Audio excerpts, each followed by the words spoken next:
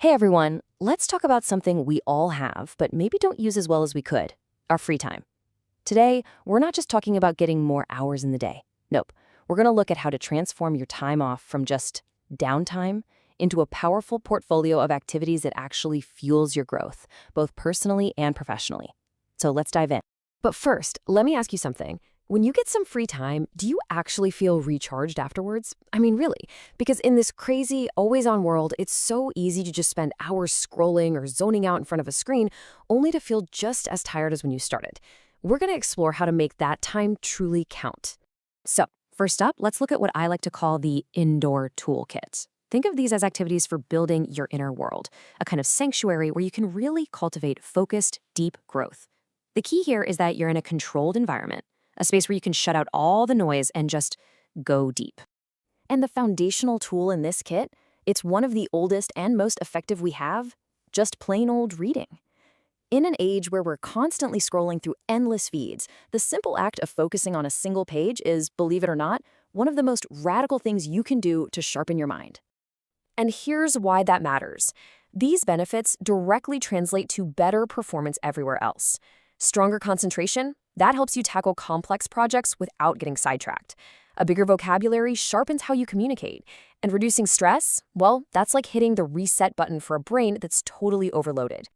Okay, so moving from sharpening the mind to calming it, our next indoor tool is meditation and mindfulness. Now, this isn't just about finding a moment of peace and quiet. It's about actively building a more resilient and focused mind from the inside out.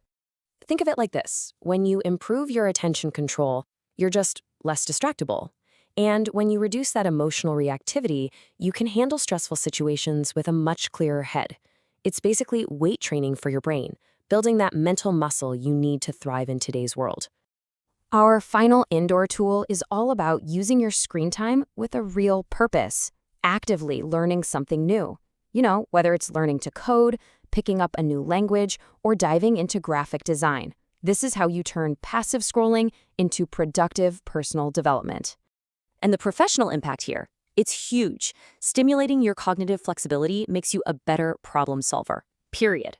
Upping your digital literacy keeps you competitive. And that confidence boost you get from mastering something new, you can't put a price on that. All right, so we've spent some time building up our inner sanctuary.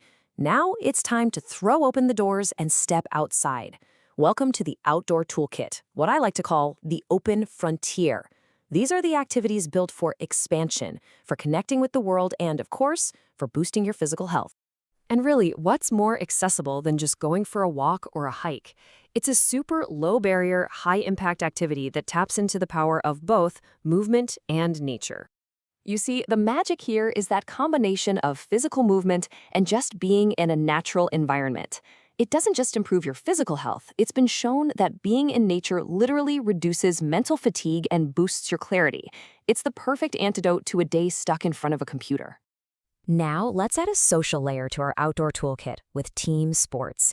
This is where getting active meets building those crucial interpersonal skills. I mean, think about it. Every single game is a hands-on lesson in teamwork, communication, and even leadership. You're building skills that are incredibly valuable at work, all while getting a fantastic workout and strengthening your social circle. That is an amazing return on your time. So we have our indoor sanctuary and our outdoor frontier. And it's really tempting to see them as total opposites, right? But the real goal here isn't to pick a side.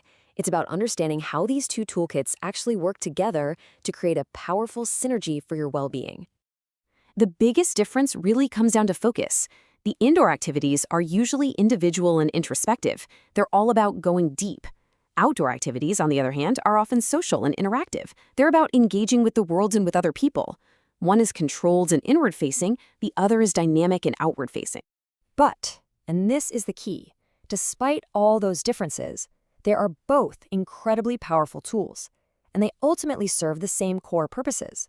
They're like two totally different paths that lead to the exact same destination. And this is that destination. Whether you're reading quietly at home or playing soccer with a bunch of friends, you are actively reducing stress. You are enhancing your cognitive skills, and you are building psychological resilience. You know, a key insight from the material we looked at just says it all perfectly. The goal isn't to choose one over the other. The real power comes from using them together, making them complementary rather than mutually exclusive. It's not an either or, it's a both and. So, how do we actually do that? Let's get practical. This is all about moving from theory to action and designing a balanced leisure portfolio that actually works for you. Look, putting this into practice means you have to be intentional. It starts with just checking in with yourself. What do you actually need right now? If you're feeling overstimulated, maybe reach for an indoor tool, like a book. If you're feeling a little isolated, grab an outdoor tool, like a team sport.